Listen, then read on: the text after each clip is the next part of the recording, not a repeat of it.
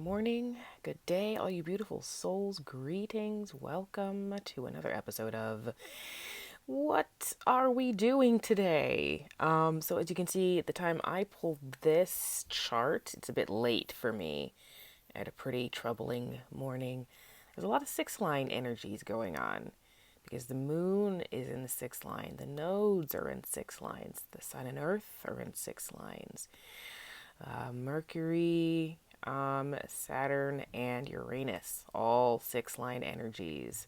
So it's like lots of six line energies going on at the time when I pulled this. Now, this is all pretty late in the game, so you can see that the moon is going to be, you know, transitioning out of that sixth line here. It actually makes an activation in this channel of mating. Is that what it is?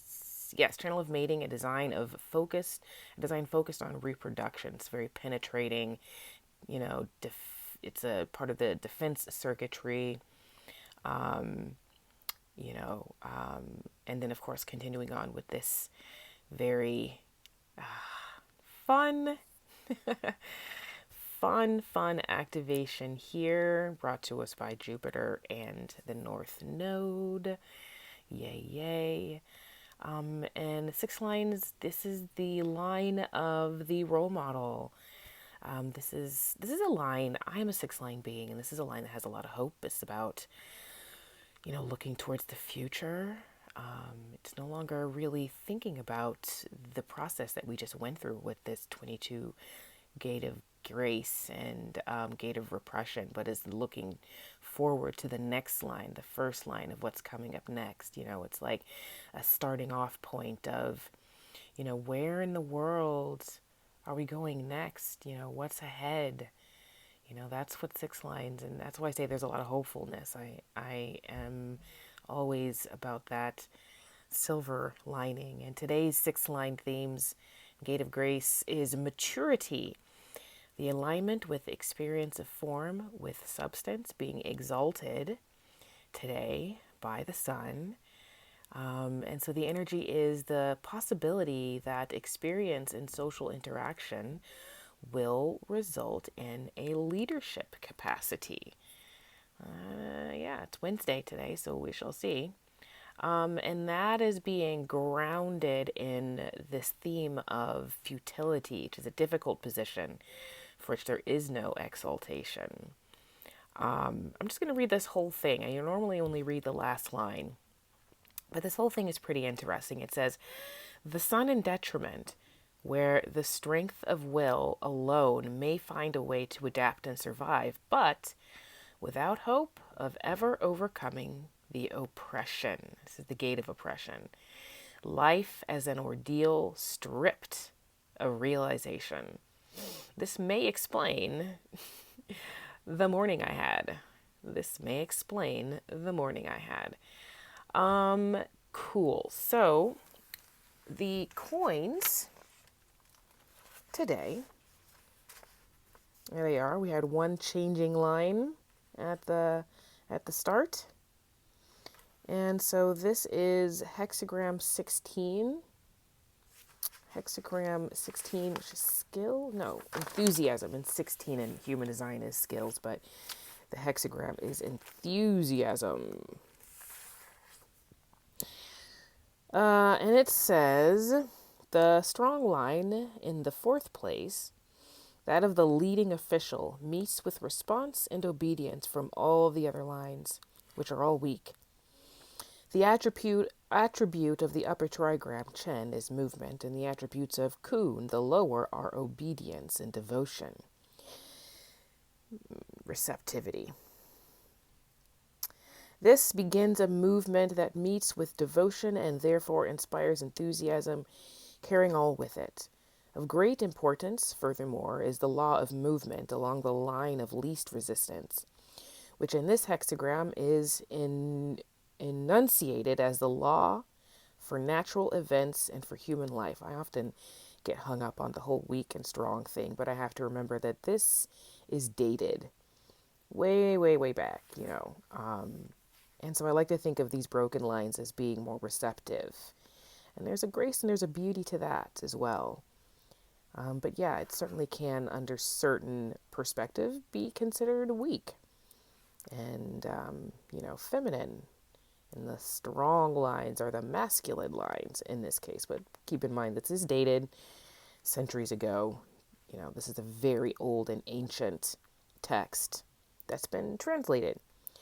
The judgment, enthusiasm, it furthers one to install helpers and to set armies marching.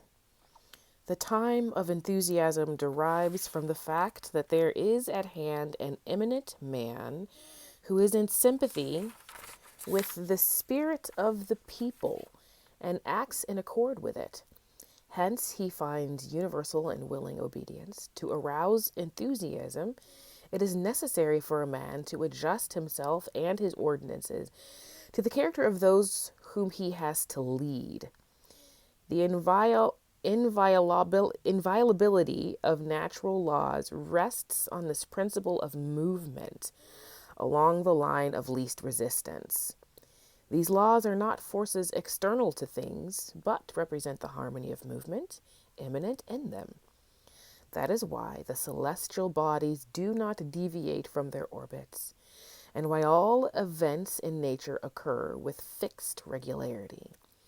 It is the same with human society. Only such laws as are rooted in popular sentiment can be enforced, while laws violating this sentiment merely arouse resentment. Again, it is enthusiasm that enables us to install helpers for the completion of an undertaking without fear of secret opposition. It is enthusiasm, too, that can unify mass movements as in war so that they achieve victory. The image. Thunder comes resounding out of the earth, the image of enthusiasm. Thus, the ancient kings made music in order to honor merit and offered it with splendor to the supreme deity, inviting their ancestors to be present. When at the beginning of summer, thunder, electrical energy comes rushing forth from the earth again, and the tension is resolved, joy and relief make themselves felt. So too, music has power to ease tension within the heart and to loosen the grip of obscure emotions. The enthusiasm of the heart expresses itself involuntarily in a burst of song, in dance and rhythmic movement of the body. From immemorial times, the inspiring effect of the invisible sound that moves all hearts and draws them together has mystified mankind. Rulers have made use of this natural taste for music. They elevated and regulated it. Music was looked upon as something serious and holy, designed to purify the feelings of men. It fell to music to glorify the virtues of heroes, and thus to construct a bridge to the world of the unseen. In the temple, men drew near to God with music and pantomimes. Out of this later the theater developed. Religious feeling for the creator of the world was united with the most sacred of human feelings, that of reverence for the ancestors. The ancestors were invited to these divine services as guests of the ruler of heaven and as representatives of humanity in the higher regions. This uniting of the human past with the divinity in solemn moments of religious inspiration established the bond between God and man. The ruler who revered the divinity in revering his ancestors became thereby the Son of Heaven, in whom the ancestors and the earthly world met in mystical contact. These ideas are the final summation of Chinese culture. Confucius has said of the great sacrifice at which these rites were performed, "He who could wholly comprehend this sacrifice could rule the world as though it were spinning on his hand." The lines. So we had 6 at the beginning, so I'll read that one. 6 at the beginning means enthusiasm that expresses itself brings misfortune. A man in an inferior position has aristocratic connections about which he boasts enthusiastically. This arrogance inevitably invites misfortune. Enthusiasm should never be an egotistic emotion. It is justified only when it is a general feeling that unites one with others. Again, we're talking about community. It seems to be a theme that I'm getting a lot these days in these readings. Okay. So, let's, of course, read first from the White Light Oracle. Today, the card that I got is Vulva of Cider. And what is the message today? Your inner spiritual power can heal circumstances in your life, in our world, in ways greater than you realize. Journey within to gain clarity and conscious redirection of your inner energies toward what you wish to manifest. Do not try to control what is happening. Instead, work to bring positive influence to bear so that you may contribute constructively toward shaping the outcome for the greatest good. From the Norse traditions of Scandinavia comes the sorcery of Seder. Seder, the practice of cracking open an egg in order to read and also shape the future. The egg is a symbol of infinite, divine potential and the beginning of new life. Seder is a mysterious soothsaying or visionary practice, which also involves shamanic healing to divine an appropriate pathway through times of trouble and communal strife. Through prayer, chant, and binding magic, as well as visionary practices in an altered state, trance, all of which are supported by focused collective intention, a powerful healing takes place. The appearance of this oracle indicates that your soul talents, whatever they may be, can be of influence in the world. If you dedicate yourself to personal development for the greater good, you can contribute to the spiritual evolution of humanity. Even if our intentions are pure, believing we know what should happen to whom and when is the working of the ego and not the soul. Ooh, I feel like I should read that one again. Even if our intentions are pure, believing we know what should happen to whom and when is the working of the ego and not the soul. We may want the best for all beings, but we cannot know why their path is unfolding as it is, or what their soul needs to learn. Seder is a practice of shadows and spell casting, binding and release, which could be used for higher purpose or personal gain. It dwells upon the borders of morality. The spiritual maturity of the practitioner will determine whether its effects are for good or ill. The oracle advises us that good intentions are not enough to ensure the outcome of our efforts is beneficial. We need the wisdom that comes through surrendering into divine intelligence. With an awakened heart, it is possible to be a clear channel for spiritual light in this world, dedicating our soul talents to overcoming hate and divisiveness. Oh, Lord have mercy. This is the card I've been waiting for. Traditionally,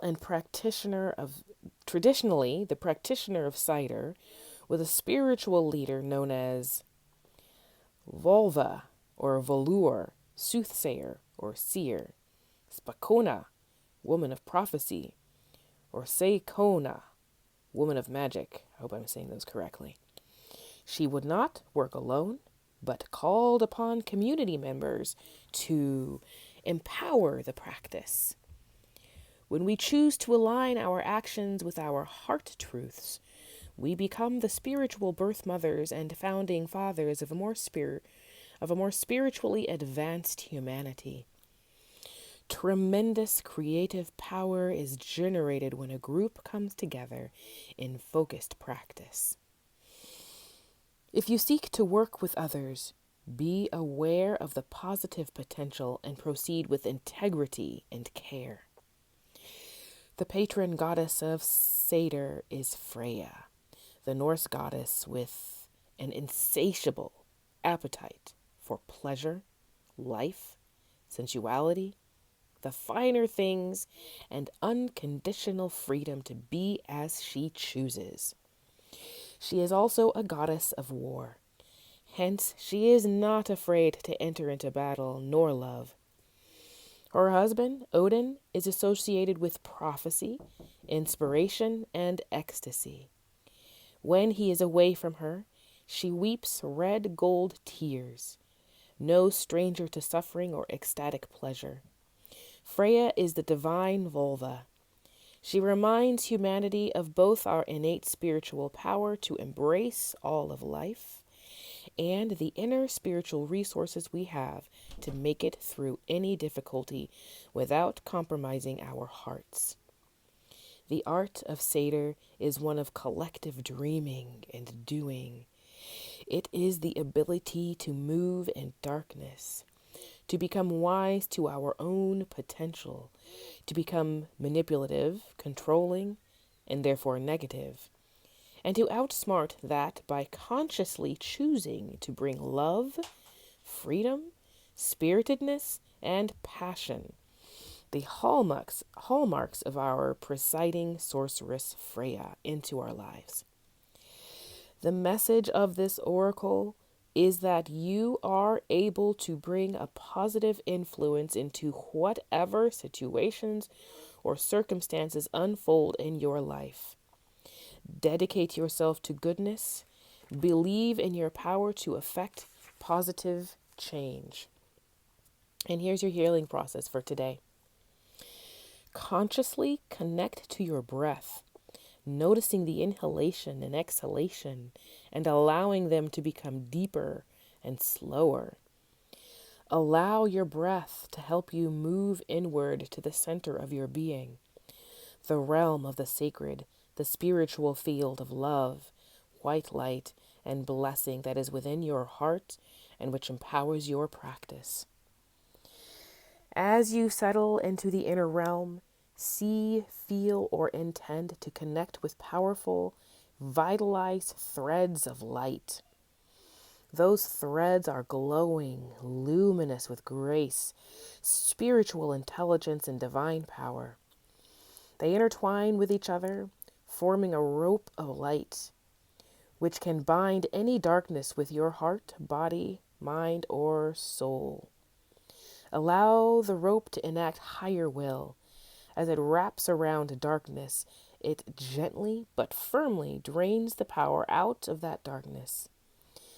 The darkness is released into light, and the energy flows into the rope, making it even more luminous and powerful. Allow this process to occur for as long as feels helpful and good. Then allow the rope of light to dissolve and transform into a radiant egg of white light, forming a protective egg-shaped bubble of light around you. Return to the here and now by becoming aware of the sensations of your skin and your breath.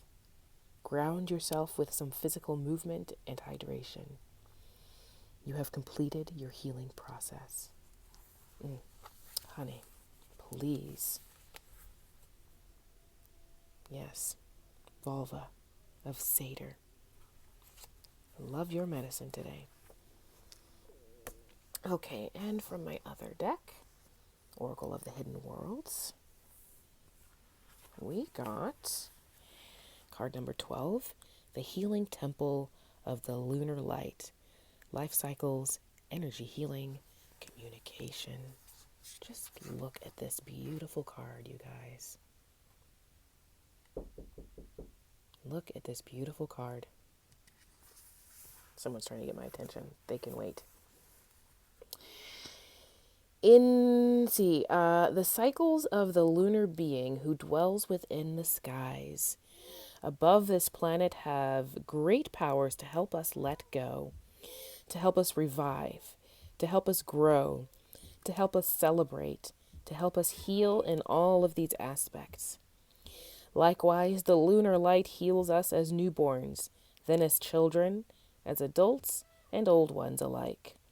She reflects these stages in her cycles, and no matter what point we are at in the wheel, we can find within her healing light and the waters she blesses at every stage of the cycle a sense of who we truly are, and bring ourselves to a place of rest and wonder within each stage. Maiden, mother, and crone, hunter, father, and sage, all alike must enter the temple of the wisdom of our cycles. And the temple now calls you to honor the stage of your life you are at. Each stage has its challenges, and as you begin to honor where you are on the wheel, there will be a healing of the energy within. The very cells within you, the DNA inside each cell, will respond to the healing light of the moon.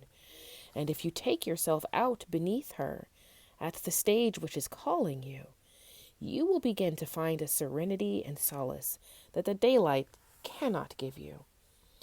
And within those moments, if you let your gaze soften, you may see revealed the healing temple of the lunar light, which lies between the worlds, and which is there for you when you open up and allow yourself to receive their blessings. And as you receive, so shall you learn, and become the healer who walks in the world, and whose energy change those about you. Illumination. I will gladly enter the healing temple of the lunar light, for there I will find what I have been seeking so long. Beautiful. Beautiful messages today, guys. And I just like to take a moment to remind you guys that I do personal session work. And I also work with groups. And my work is around self-love, self-discovery, discovering who you are and loving the who that you actually are. The tool that I use is human design. And if you're in the local Sacramento area, I am also offering an HD talk in a retreat session. It is a beautiful, beautiful place called Asha Urban Baths. If you've heard of this, you know what I'm talking about. They have warm baths and cool baths. It is a beautiful, beautiful setting for this HD talk and being able to relax into yourself and begin the journey of making decisions as yourself, learning to love yourself. It's a beautiful thing, guys. Love yourself. Until next time.